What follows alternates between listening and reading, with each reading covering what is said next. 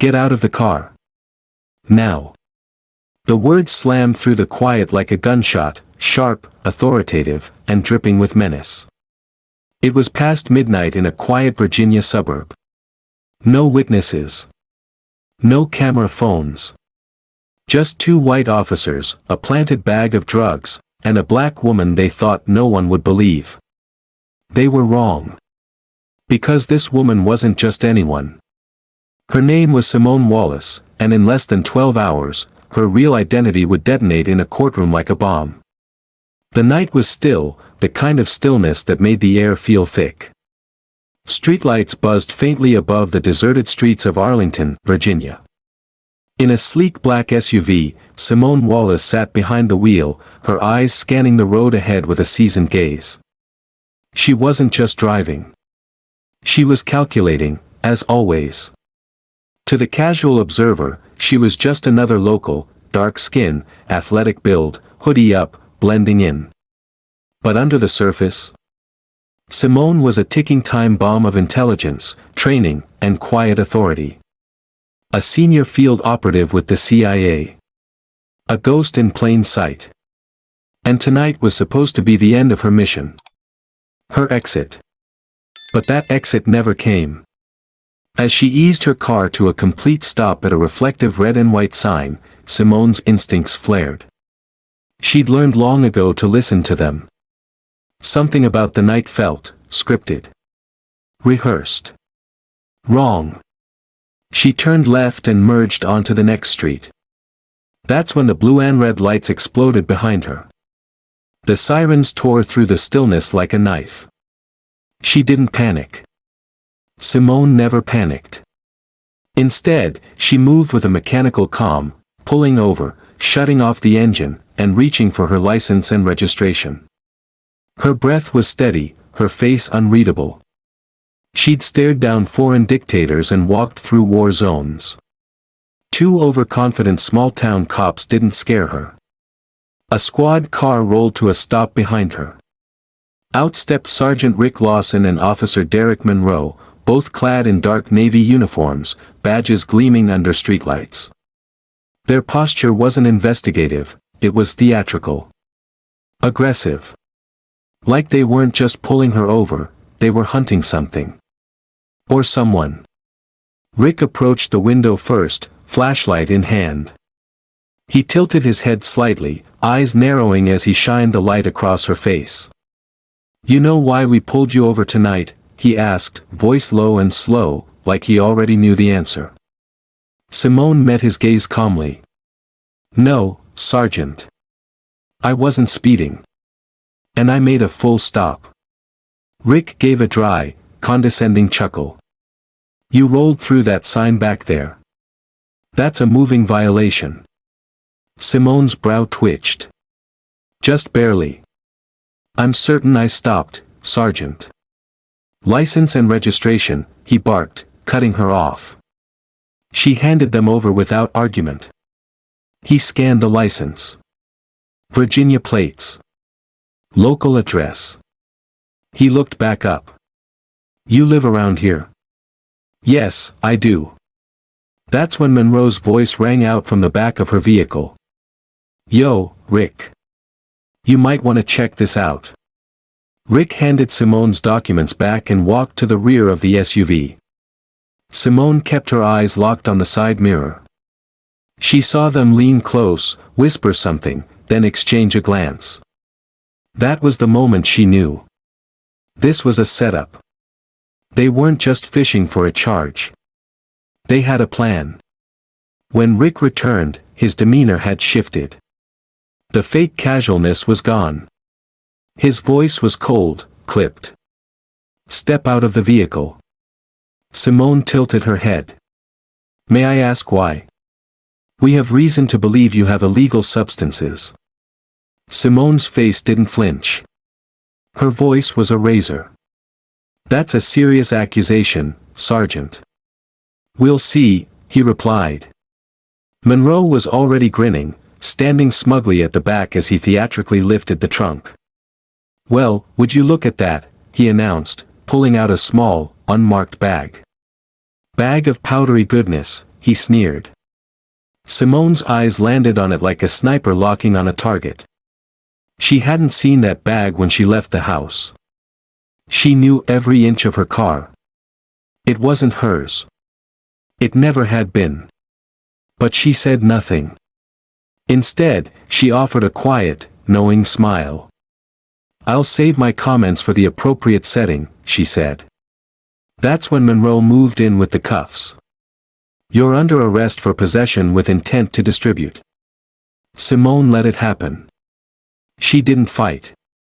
Didn't run. Didn't shout. She observed. Calculated. Memorized. Badge numbers. Tone of voice. The timing of events. The placement of the bag. The exact street corner where they stopped her. All of it was now evidence. And all of it would burn. As she sat in the back of the patrol car, cuffs cutting into her wrists, she wasn't afraid. She was gathering data. Recording everything. Because she wasn't just Simone Wallace, the woman they thought they could bury in a jail cell. She was Agent Simone Wallace. CIA, Tier 4 Black Ops. And in 7 hours, she wouldn't just walk free. She'd walk into court. And burn the entire department to the ground. The greatest danger to corruption is a man with a conscience. The moment Simone Wallace crossed the threshold of the Arlington police station, the building seemed to swallow her whole. The fluorescent lights flickered with indifference, their cold glare bouncing off peeling linoleum floors. A stale mix of burnt coffee and aging paperwork clung to the air, the kind of smell that stayed in your clothes long after you left. She walked in cuffed, escorted by 2 grinning wolves, Sergeant Rick Lawson and Officer Derek Monroe. Behind their smugness was a festering confidence. They'd done this before. Many times. The timing. The bag. The probable cause. The paperwork. It was rehearsed. This wasn't rogue behavior, it was routine. Simone could see it in their body language. Worse, she could see it in the eyes of those around them. A shared glance. A quick nod. The silent language of complicity. At the booking desk sat Deputy James Whitaker, his uniform still too crisp, his posture too straight for someone seasoned in corruption. 23, maybe 24. Fresh out of the academy. His eyes flicked up when the trio entered, and lingered. "Got ourselves a big one," Lawson called out with a theatrical flourish, dropping the unmarked bag of powder onto the counter like a trophy. "Straight out of suburbia," Monroe added with a snicker. "Trafficking with style." Whitaker forced a chuckle. But inside, something turned in his stomach. The woman they brought in didn't look like a drug runner. She didn't look afraid, either. There was something off. "Name?" he asked, glancing at the arrest report on his screen. "Simone Wallace," she replied, voice even, steady. "Occupation?" There was a pause, just a breath's length, before she replied, "Consultant." Whitaker's fingers hovered over the keyboard. "Consultant?" That wasn't uncommon, but there was a certain tightness in the way she said it. Like it was both the truth, and a shield. Rick leaned over, tapping the screen with the back of his pen. "Put down, drug trafficker. She'll be downgraded to felon by morning." Monroe snorted, elbowing his partner. "Only if she's lucky." But Simone didn't flinch. She didn't offer a retort. She didn't rise to the bait. Instead, she turned her gaze on Whitaker, direct, sharp, like a surgeon selecting a scalpel. "You've got a job to do, officer," she said softly. "Just make sure it's the right one." Whitaker froze. She was looking at him, but he felt seen. Like, somehow, she already knew the doubts swirling in his gut. The moment passed, and she was led away, cuffed, silent, and still somehow the calmest person in the room. Simone's holding cell was cold, barely wider than a storage closet. The bench bolted to the wall held no comfort, the bars cast long shadows on the concrete floor. But she didn't need comfort. She needed clarity. And time.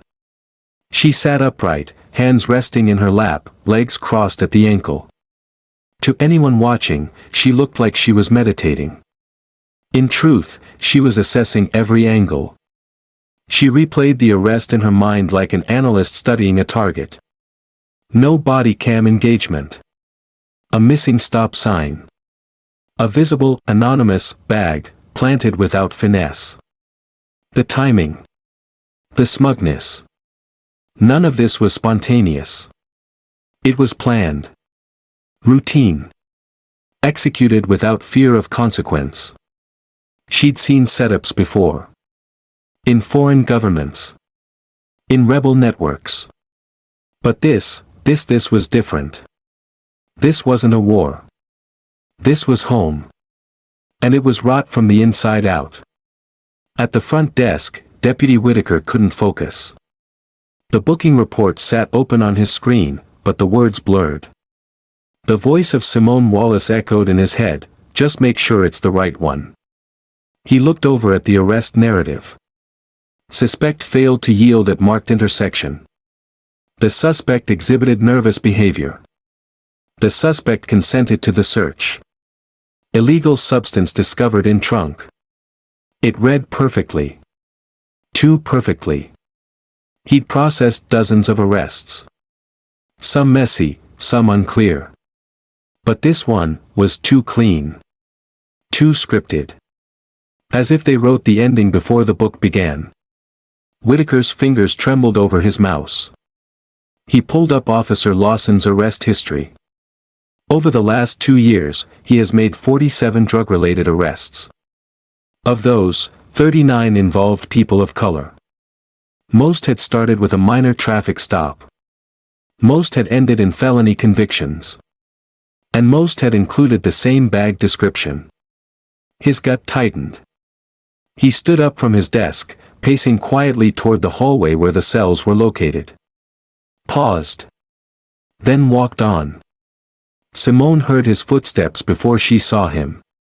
He paused outside her cell, hands resting on his belt. She didn't move. Didn't speak. He did. "Miss Wallace," he said, voice low. I just had a question." She lifted her eyes to meet his. "Did you really consent to the search?" She tilted her head, eyes narrowing just slightly. "What do you think?" The silence between them was electric. Loaded. "I'm just trying to do my job," he murmured, more to himself than her. "No," she replied, her voice razor sharp. "You're doing their job. That's what they're counting on." Whitaker flinched. It wasn't what she said, it was the certainty in how she said it. He stepped back. Quickly. But the words followed him like shadows. In the break room, Lawson and Monroe were laughing over bad coffee and donuts. "She thinks she's untouchable," Monroe said, shaking his head. Lawson snorted. "Give her a few hours in the tank. That pride'll melt." "You think Keller's gonna ask questions?" Monroe nodded toward the hallway. Lawson shrugged. "He's a rookie. Rookies don't ask. Rookies fall in line." They didn't see Whitaker passing by. Didn't notice the way his jaw tightened. The way his pace slowed. Or the decision forming behind his eyes. Back at his desk, Whitaker sat motionless. He stared at the report. Then, at the surveillance feed outside the cell. The N backed the report. He opened Simone's profile again. "Independent consultant," he murmured. No prior charges. No known affiliations. But there was a 3-year employment gap. No work history. No record. Nothing. Who was she? He checked the internal logs, camera footage, cell logs, and desk timestamps. Then he did something dangerous. He accessed Rick Lawson's bodycam files. What he found confirmed his worst suspicion. No recording. No timestamp. No data. It had been turned off. Deliberately. He felt the room tighten around him. Simone leaned back against the cold concrete wall, closing her eyes. She didn't know what was happening outside the bars, but she could sense it. The doubt. The shift. She had planted the seed. Now it was spreading.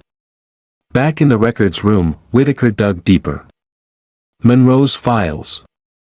Lawson's older reports. Dozens of cases with carbon copy language. Recycled phrases. Identical evidence. Always discovered in the same position, in the trunk, in a small unmarked bag. And always found, after a minor traffic stop. He felt sick. He opened a secure email channel. Typed one sentence. There's something wrong in this department. Please help. He attached 5 reports. Then clicked send. In a black sedan parked 3 blocks from the station, Agent Marcus Reed received the ping. He glanced at his watch. Signal confirmed, he said into his earpiece. The rookie cracked. His partner leaned forward. ETA. Reed smiled. Time to go home. Justice doesn't knock. It walks in unannounced. The front doors of the Arlington Police Department swung open with a quiet, deliberate force, so subtle it was almost respectful, but no less commanding. The morning bustle inside the station faltered. Phones stopped ringing. Laughter faded into silence. Even the coffee stopped brewing mid-drip, or so it seemed. 3 men stepped in, dressed in matte black suits, no flash, no frills. They didn't need them. Their presence alone was enough. Leading the way was Agent Marcus Reed, tall, lean, the silver in his hair sliced through the air like a blade. He scanned the room with the precision of a field general, his eyes landing for a fraction of a second on each officer present, reading posture, tension, guilt. At the front desk, Sergeant Hal Bryant looked up, blinking slowly like someone emerging from a dream. Can I help you? Reed didn't smile. Didn't blink. Just reached into his coat pocket and pulled out a leather case. Federal Bureau of Investigation, he said. We're here under direct authorization from the Department of Justice. We require immediate access to all active and archived case files processed under Sergeant Rick Lawson and Officer Derek Monroe. Bryant's jaw tightened. He hesitated. That was all Reed needed to confirm they were in the right place. Also, Reed added, voice razor sharp, we'll need access to your holding cells. Now. In the back of the station, Deputy James Whitaker stared at the live feed from the hallway. His palms had gone slick. The email he'd sent less than 2 hours ago had worked. The agents were here. Oh God, he thought. It's happening. He could feel the weight of Carter's and Monroe's eyes on him from across the bullpen. The laughter that had once filled the station was gone, replaced with stiff shoulders and darting glances. Simone Wallace, still seated in her cell, opened her eyes as she felt the energy shift. There was a rhythm to moments like these. The moment before the tide crashes. Inhale before the scream. The click before the trigger. She stood up, slow and silent, her body fluid like a wave pulling back from shore, preparing to strike. It was time. In the break room, Lawson was halfway through a stale donut when Monroe's voice cut through the radio. Rick, get up here. Now. He glanced up. What is it? Just get here.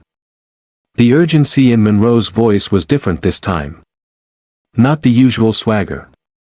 Not the forced bravado. This time, it was real. Back at the front desk, Agent Reed had already spread out. His team had taken over the digital terminal with practiced ease.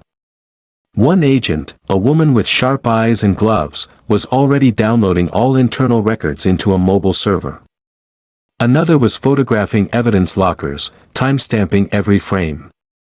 "This is a violation of chain of command," Sergeant Bryant barked, though his voice lacked conviction. Reed didn't even turn to face him. "No, Sergeant," he replied coldly. "This is a restoration of one." Down the hall, a buzz sounded as the cell doors unlocked. Simone looked up to see one of the FBI agents standing outside, holding a clipboard. He didn't say much. Didn't need to. "Miss Wallace," he said, his tone measured but laced with something close to reverence, "you're free to go." Simone nodded once. No smile. No theatrics. Just precision. As she stepped past the bars, the air in the hallway felt different. Less like a trap. More like a fuse had just been lit. Outside the break room, Lawson froze when he saw the agents. One of them glanced his way, then motioned to another. Within seconds, they surrounded him and Monroe like chess pieces tightening around a king and his knight.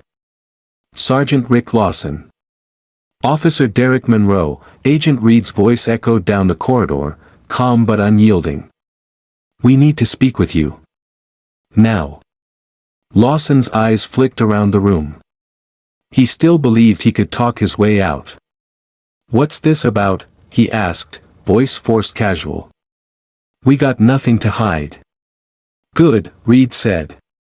"Then you won't mind a few questions." The room grew colder. As they were led into the interrogation room, silence followed like a funeral procession. Back at his desk, Whitaker stared at his screen.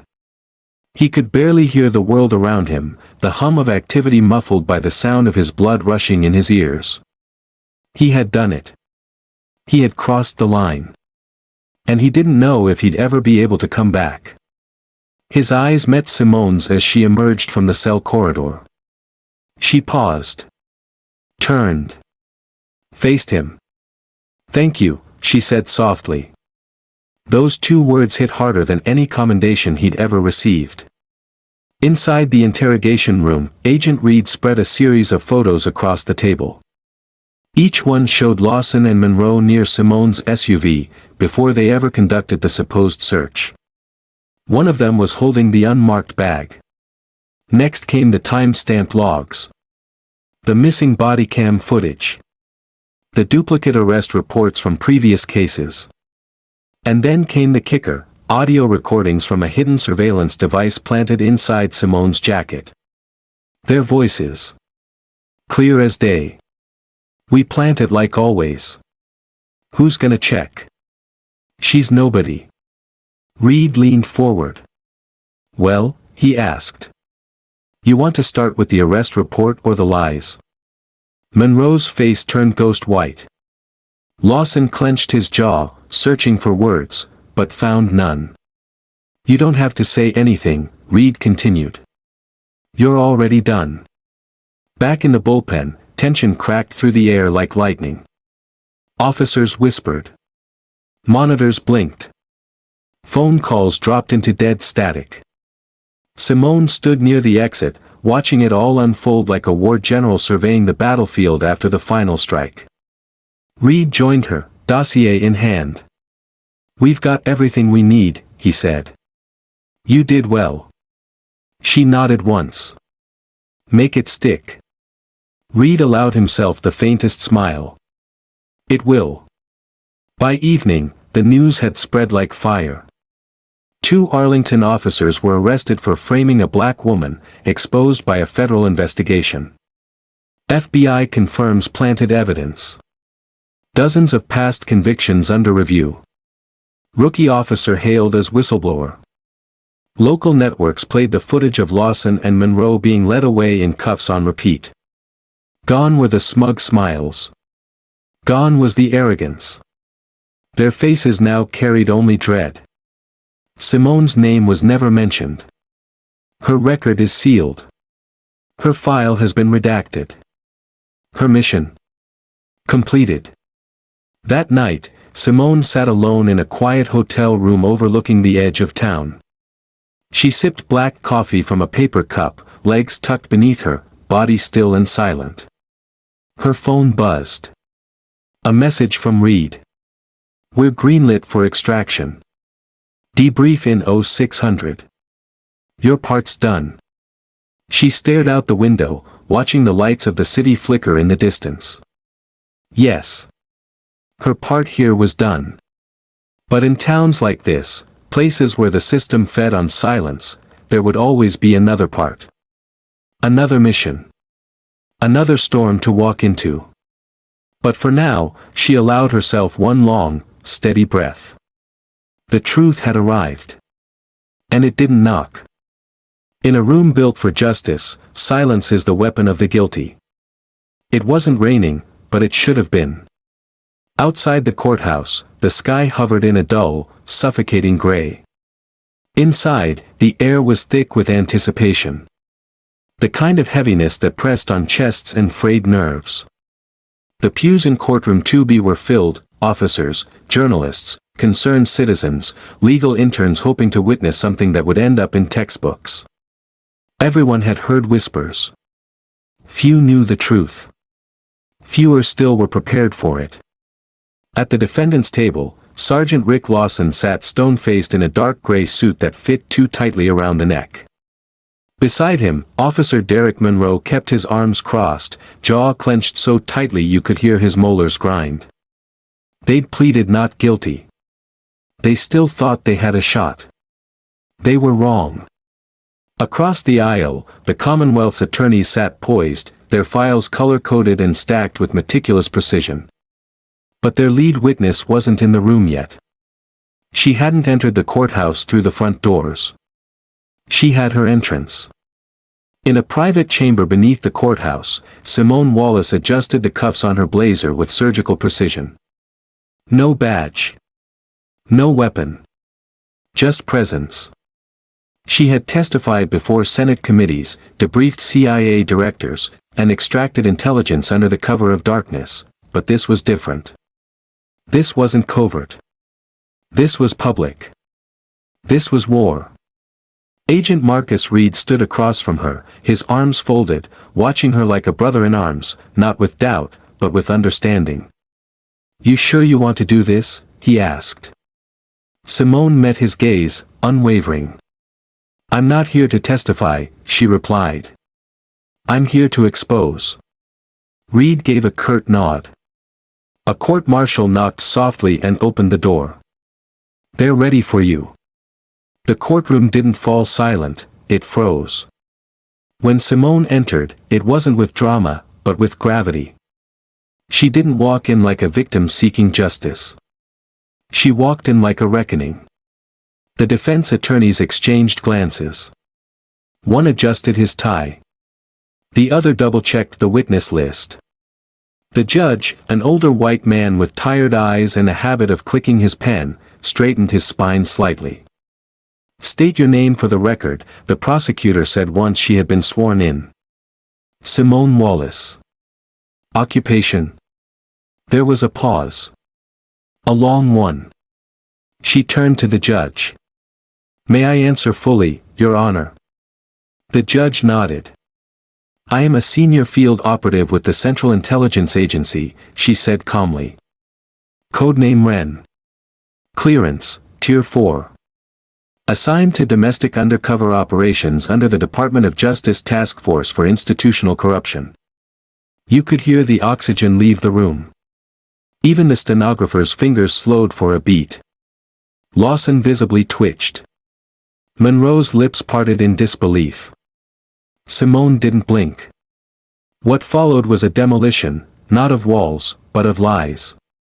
She explained her assignment. She had been planted in Arlington to investigate a pattern of racially biased arrests linked to a pair of officers whose conviction rates were suspiciously high, and whose arrestees were almost exclusively people of color.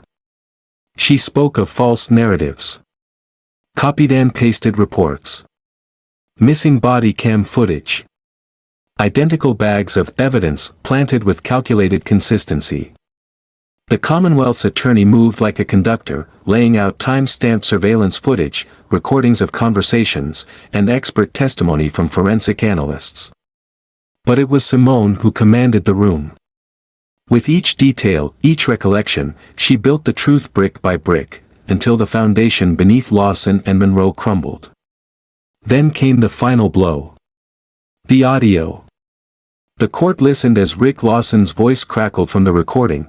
"We planned it like always. Who's gonna check? She's nobody." A collective gasp rippled across the pews. The judge leaned back, his face carved from stone. Even the defense attorneys stopped writing. When cross-examination began, Monroe's attorney stood. "You were undercover, correct?" he asked, trying to reclaim ground. "Trained to deceive?" "Yes," Simone said. "So, isn't it fair to say everything about your presence in Arlington was based on a lie?" Simone didn't flinch. "A lie designed to uncover the truth." The attorney smirked. "Isn't that a contradiction?" "No," she replied. "It's a strategy. Like when officers claim someone consented to a search they never approved. Or when body cams get mysteriously turned off." He paused. She was too sharp, too calm. He changed tactics. "Why didn't you stop them when they planted the drugs? If you knew what was happening?" "Because I needed them to finish the act," she answered. "So I could prove it wasn't just a mistake, it was a pattern." "And what about bias?" he said, voice rising. "You seem to be implying racial motivation without proof." Simone finally smiled. "A small, cutting thing. Proof," she said, "is 47 arrests. 39 defendants of color. 32 identical drug charges. 28 identical narrative structures. 0 working body cams. That is your pattern. And that's not just racial bias. That's design." The courtroom erupted. The judge pounded his gavel. "Order." But it was too late. The truth had exploded. And there was no going back. Later that evening, as the court adjourned, Monroe slumped into his chair, sweat forming beneath his collar. Lawson stared blankly ahead, no longer speaking. Whatever confidence he had walked in with had been shattered and left on the floor with the rest of his career. In the hallway outside, reporters scrambled to capture footage. Microphones were shoved forward. Flashbulbs burst. But Simone wasn't among them. She had already slipped out the back, where Agent Reed waited. "Hell of a show," he said as they walked. "It wasn't a show," Simone said. "It was a wake." "For what?" She looked up at the courthouse, now bathed in early evening shadow. "For the illusion that people like them can do whatever they want forever." That night, the fallout began. The Arlington Police Department was placed under emergency audit. The chief was forced to resign. Civil rights lawsuits were stacked on desks like bricks of dynamite waiting to be lit. Community leaders called for independent oversight. State prosecutors reopened over 20 cases previously considered closed. The governor issued a statement. And in precincts across the country, other departments took notice. Because the story had gone national. Not just another cop scandal. Not just another wrongful arrest.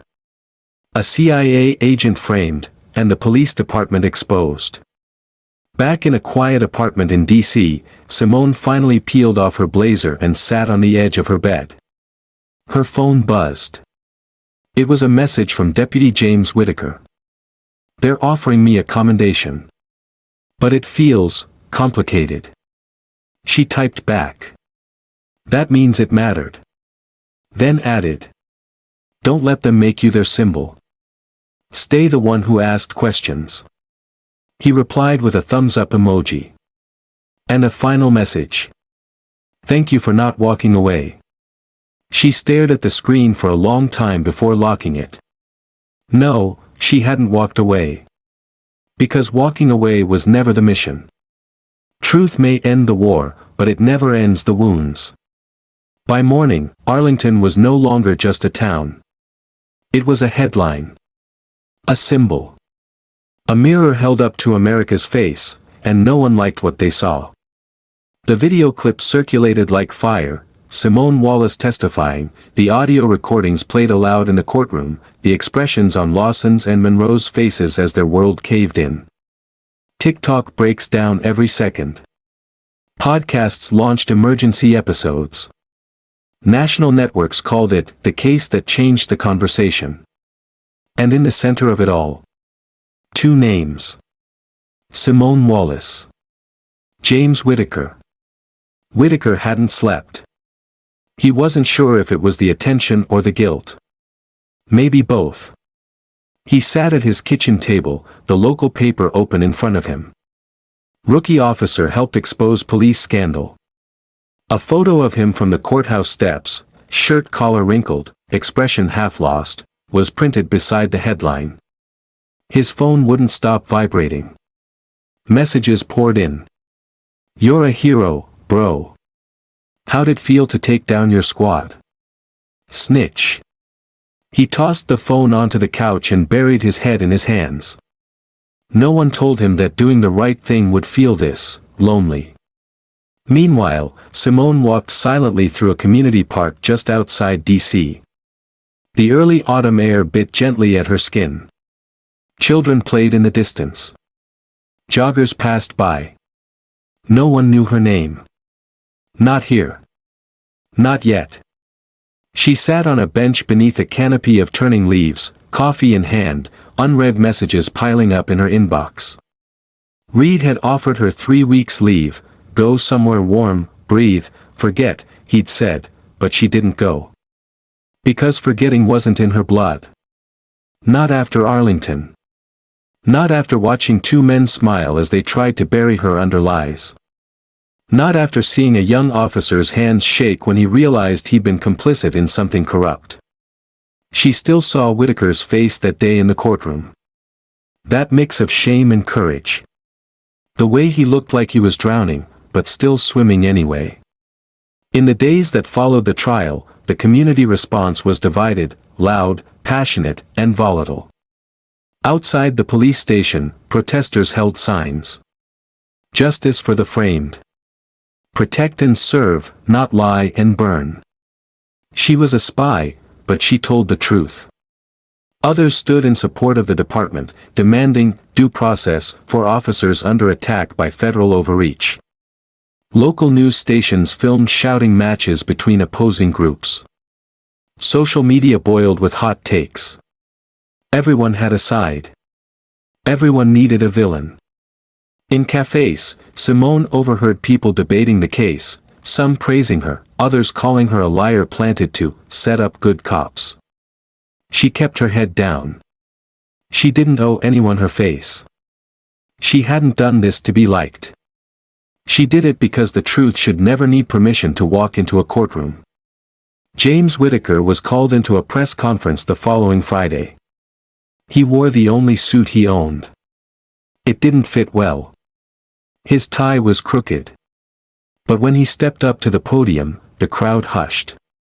"I'm not here for applause," he began, voice slightly hoarse. "I didn't set out to be a whistleblower. I didn't set out to make headlines. I joined the force because I believed in protecting people. But, sometimes the hardest people to protect others from are the ones standing beside you." He paused. Took a breath. Looked out at the cameras, the blinking red dots, the swarm of eyes. "What I saw in that station, what I ignored at first, that was my failure. But it won't be my last stand. I won't look away again." He stepped down before the reporters could even shout their first question. That night, Simone called him. Neither of them spoke right away. "You did well," she said finally. "It doesn't feel like it." "It will," she replied. "When the noise quiets." He sighed. "Do you regret it?" She paused, then, "No. But I feel it." Whitaker didn't ask what she meant. Somehow, he already knew. Simone visited Arlington one last time. Not for duty. For clarity. She parked near the courthouse, wearing plain clothes and no makeup. The streets felt different now. More cautious. More watched. As if the buildings themselves were holding their breath. She walked past the bench where the protests had happened. Past the small deli where Officer Monroe used to pick up breakfast every morning. Past the side alley where a teenager named Darnell Washington had once been stopped and searched by Lawson for looking suspicious. She remembered his case file. He'd had a poetry book in his backpack. He'd served 18 months. And no one had ever apologized. She made a note to check his status. Back at her apartment, Simone lit a candle. Not for religion. For ritual. She sat on the floor, dossier open before her. Pages of the Arlington case, printouts, transcripts, photos, spread across the rug. She burned one page at a time. Not to forget. But to release. The DOJ sent her a commendation. She didn't attend the ceremony. Agent Reed accepted it on her behalf. When they called her name, there was applause. She wasn't there to hear it. She was standing in front of a community youth center in Baltimore, speaking with a group of teenage girls about resilience. Not as a CIA agent. Not as a courtroom witness. Just Simone. A woman who had once been silenced, and chose not to be. Meanwhile, Whitaker transferred departments. He requested placement in the Community Integrity Unit, a new task force formed in the wake of the scandal. His first day was quiet. No parade. No welcome cake. Just a desk, a file, and a chair that creaked when he sat. He liked it better that way. Clean. Grounded. Real. The echoes of the case stretched far beyond Virginia. Across the country, departments revisited their procedures. Body cam protocols were rewritten. Community review boards were created. But more importantly, young officers, like Whitaker once was, began asking questions. Silently at first. Then louder. And everywhere Simone went after that, training camps, intel briefings, quiet missions overseas, someone would eventually pull her aside and say, "I saw that case. I didn't know people like you existed." She would smile politely. And say, "We do. We just don't always wear the uniform." And so the storm passed. But its wind still moved through the trees. In a quiet neighborhood not far from where it began, Simone now lived in a small home with bookshelves full of biographies and a back porch where she drank coffee each morning before the sun rose. She no longer needed to watch her back. She'd made peace with the silence. Because silence, when chosen, not forced, was no longer a cage. Sometimes survival isn't escaping the war, it's learning how to live with the silence after it. The days stretched long in Simone's new house. Not in a painful way. Just, weightless. Unanchored. Like a boat that had slipped its moorings. Each morning, sunlight slanted across her hardwood floors in soft ribbons. Her coffee was always brewed at 6 a.m. Her porch remained quiet, save for the distant rumble of school buses and the scratch of squirrels darting across her roof. It should have felt peaceful. It didn't. It felt like a waiting room. Her team had offered her downtime, mandatory, actually. For weeks off, psychological evaluations waived due to exemplary service, and, no questions asked, if she needed more. Most operatives would have taken the time to disappear to Italy, Morocco, somewhere that smelled like sea salt and jasmine. Simone stayed home. Not because she didn't need the break.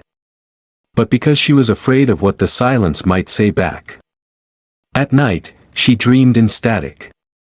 The Arlington police station replayed itself in loops, Lawson's smirk, Monroe's sarcasm, Whitaker's haunted eyes, the moment the cuffs clicked shut. Only now, in her dreams, she was the one in the cell. She'd wake up in sweat, breath shallow, reaching for a weapon that wasn't there. The worst part wasn't the fear. It was the absence of fear. The numbness. One Tuesday morning, she sat at her kitchen table staring at a manila envelope she hadn't opened in 5 days. It had no return address. But she knew who it was from. Langley. Inside, her reassignment proposal. Standard field op, mid-level threat profile, embedded infiltration. She'd done it 100 times. Same brush passes. Same encrypted comms. Same danger wrapped in different names. She didn't open it. Just stared. Later that afternoon, she took a walk to clear her mind. Autumn had arrived in full, a riot of orange, gold, and the last desperate breaths of green. Simone liked fall. It was honest. It didn't pretend to last. The trees let go, and nobody asked them why. She sat on a bench in a nearby park, sipping from a thermos. A little girl rode by on a scooter, giggling.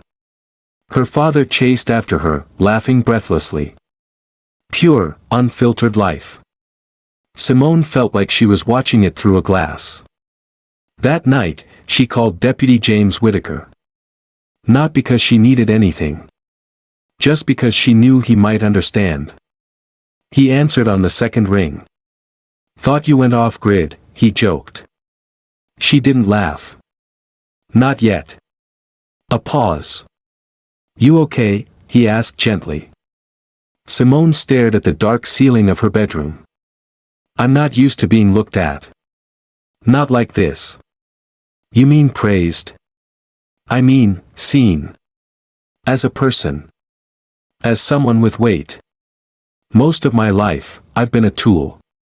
A mechanism. Inserted. Extracted. Debriefed. Then erased. Whitaker was silent. Then, softly, you're not a ghost, Simone. Not anymore. She didn't answer. But her breath caught for a moment. And that was enough. The next morning, she lit a candle again. She did it differently this time. No case files. No photographs. No fire for forgetting. Just the flame itself. Steady. Small. Still alive. She sat across from it, legs folded, eyes open. No mission. No noise. Just herself. And the weight of being. She began writing. Not reports. Not intel. Something else. She opened a notebook and wrote one line. I spent 10 years hiding in plain sight. It took a courtroom to finally be seen. Then she kept going.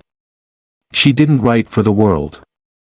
She wrote for the parts of herself still frozen in old hotel rooms, still tucked inside aliases that never fully disappeared. Each night, a few more pages. Each word is like pulling glass from a wound. 3 weeks into her leave, Agent Marcus Reed called. You've got clearance for the Singapore op, he said. Deep cover. 2-month lead time. Your name came up first. Simone didn't answer immediately. You good for it? She looked at the envelope still sitting, unopened, on her kitchen counter. Finally, she said, I need 1 more week. Copy that, Reed replied, voice unreadable. You've earned it. Instead of disappearing, Simone did something no one expected. She went back to Arlington. Not undercover. Not on assignment. As herself. The community center where she once stood in silence during surveillance ops now welcomed her with open doors.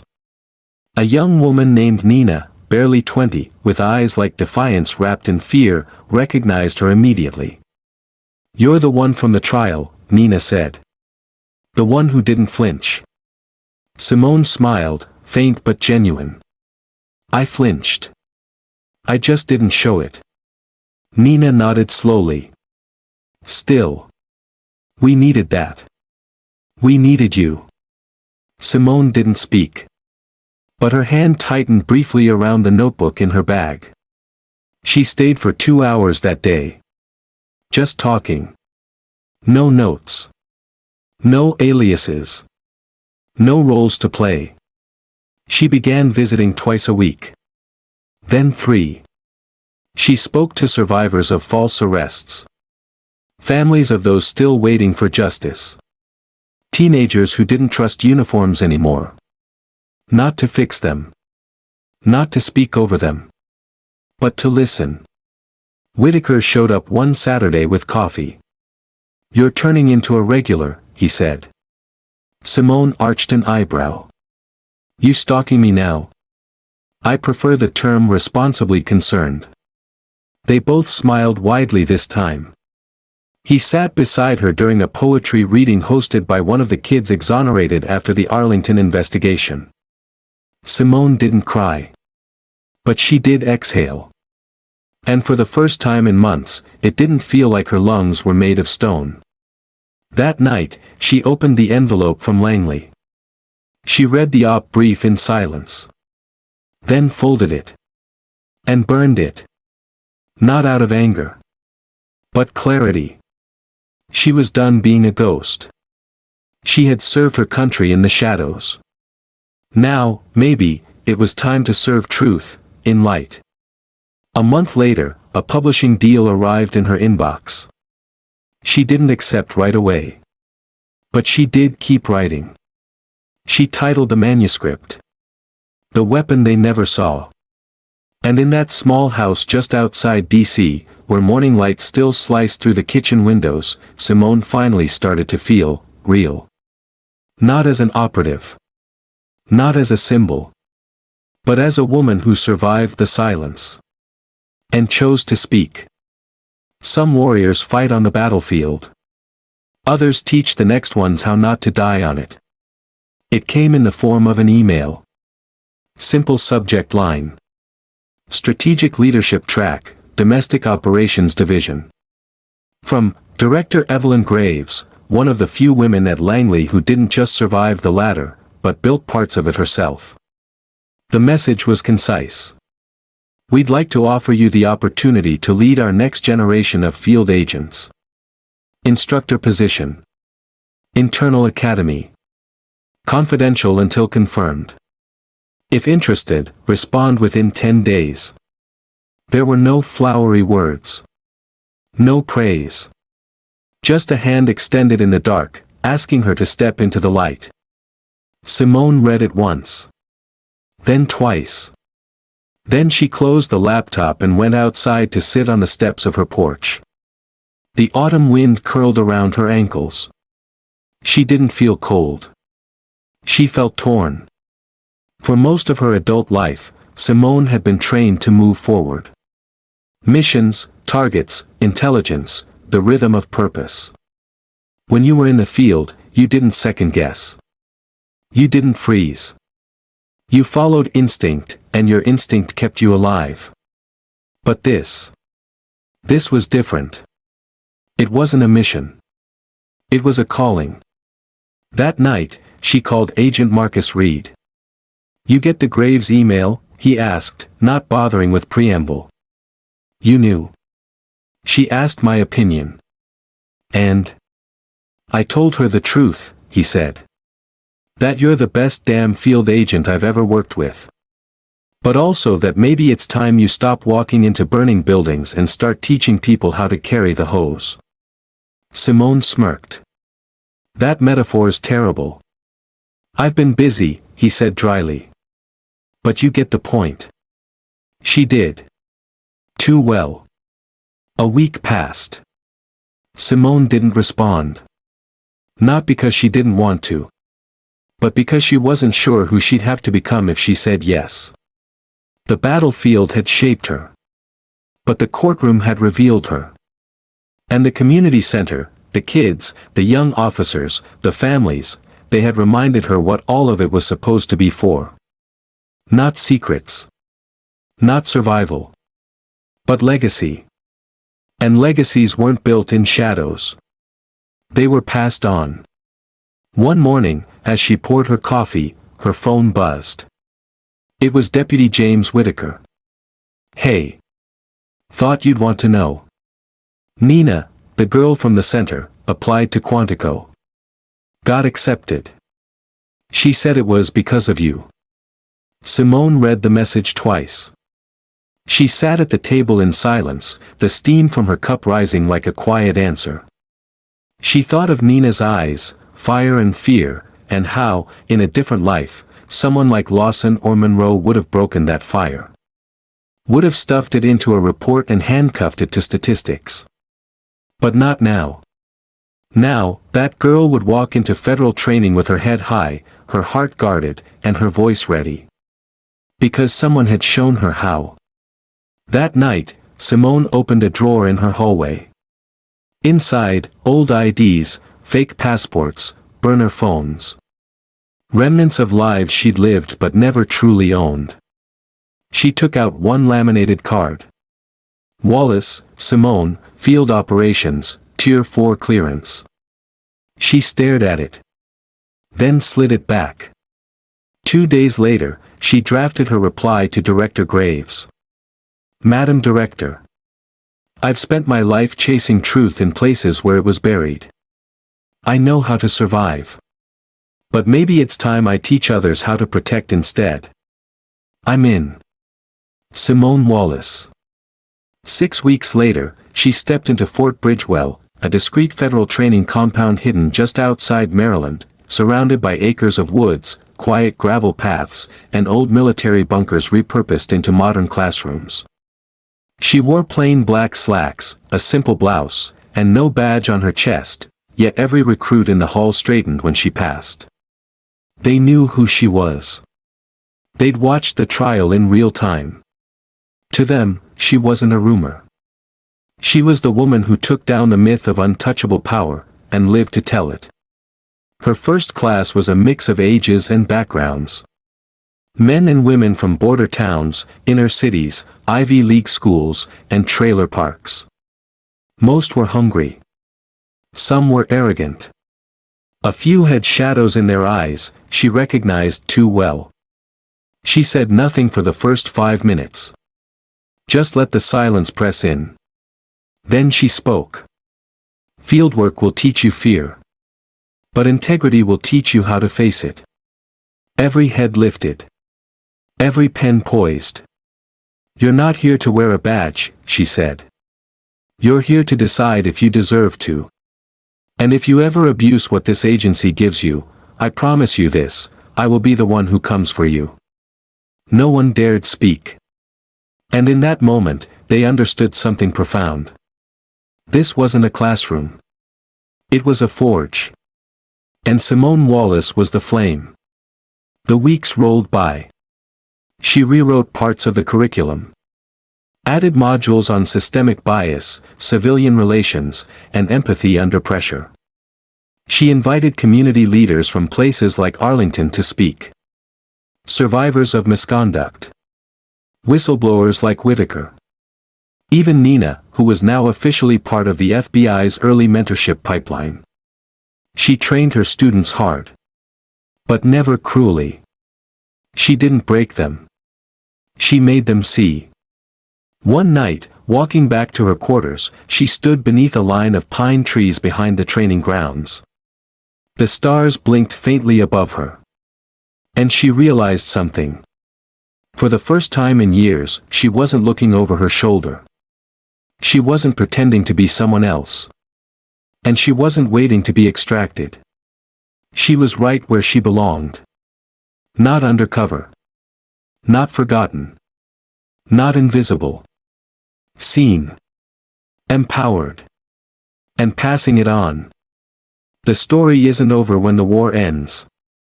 It ends when you stop surviving, and finally start living. Simone Wallace stood in front of the mirror in her small but sunlit bedroom. It was a quiet Sunday. One of those rare days that didn't feel borrowed from duty or stolen from sleep. The mirror didn't reflect a warrior anymore. Not the operative in combat boots and black ops gear. Not the courtroom witness with calm steel in her voice. What she saw now was a woman at peace. Her hair fell naturally at her shoulders. She wore a soft gray sweater, hands tucked into the sleeves. No weapons. No microphones hidden in cuffs. Just warmth. Just breathe. For the first time in years, she looked like herself. And more importantly, she believed it. Outside, the leaves of Maryland had turned fully to gold. The air was crisp, not cold. The kind of weather that made the world feel clean again, like the pain of summer had burned itself away and left only color behind. Simone slipped on her jacket and walked toward the edge of the training compound. There, beneath an old oak tree, sat a bench carved with a phrase. Teach them what we couldn't forget. She had chosen those words. It was now known as the Wallace tree. Each class of recruits stopped there at least once during their training. Some meditated. Some cried. Some made promises they hadn't spoken out loud before. Simone sat on the bench now, knees close together, palms resting on the wood. And she thought not of Arlington. Not of the trial. Not of the mission briefs or the burner phones or the prisons she had almost disappeared into. She thought of a little girl on a scooter in a public park, laughing into the wind. Of Nina, now halfway through her first federal assignment. Of James Whitaker, who had once questioned everything, and now stood taller because of it. She thought of every story that could have ended in silence but didn't. And finally, she allowed herself to smile. The next morning, Simone submitted her formal resignation from field status. Not out of fear. Not even fatigue. But because she had found something more powerful than adrenaline. Legacy. The director's office replied within hours.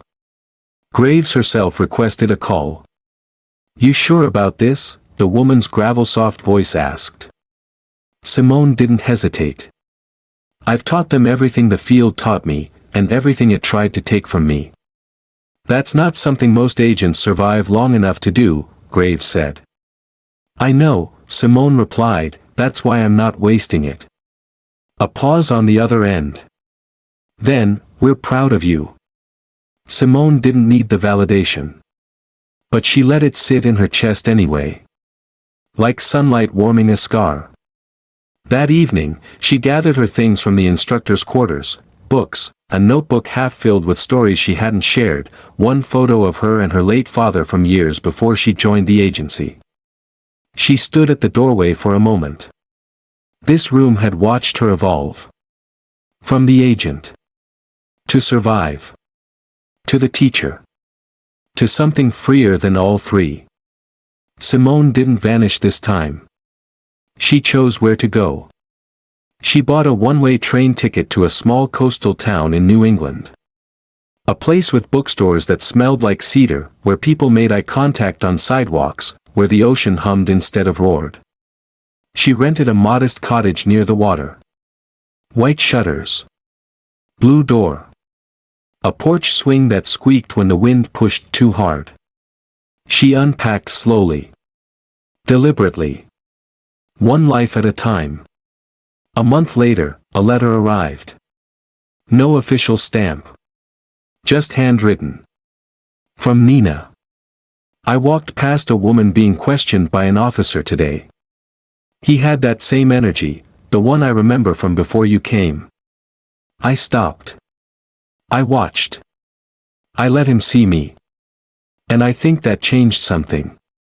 Thank you for teaching me how to be seen without losing my skin. I hope you're safe. I hope you're happy. I hope you never have to hide again. Simone folded the letter. Placed it inside the pages of her notebook. And cried for the first time in months.